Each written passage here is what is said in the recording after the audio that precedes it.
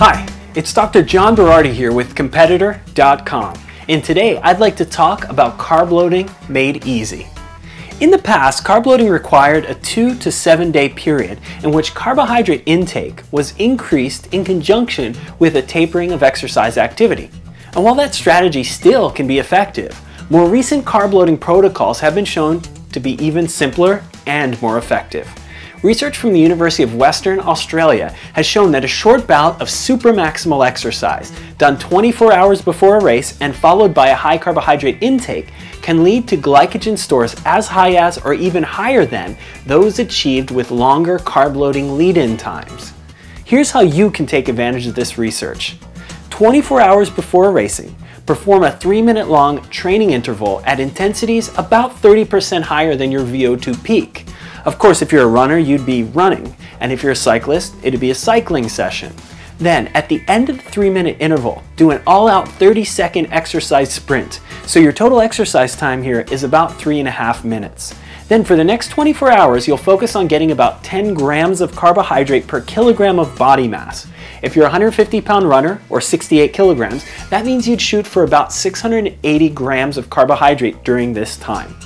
Now that amount of carbohydrate is no joke. You'll really have to eat up, focusing on carbohydrate-dense foods. Of course, you don't want to simply eat carbs. Make sure you're also including a little protein and a little fat with each meal. Now, if you're someone with a hearty appetite, this should be no problem at all. Simply eat 6 meals during the 24-hour pre-race period and make sure each meal contains 100 to 120 grams of carbs. Well, what's that look like? 2 medium baked potatoes, yams, or sweet potatoes. That's about 120 grams. 2 whole grain bagels, again, 120 grams. A cup of dry whole grain rice, quinoa, amaranth, another 120 grams. A cup of whole grain pasta, that's another 120. Now, if you simply can't get down all that food, a second strategy, although I do prefer the first, if possible, is to sip on a higher carbohydrate sports drink between meals. One of my favorites is called Surge Workout Fuel, and this is it right here.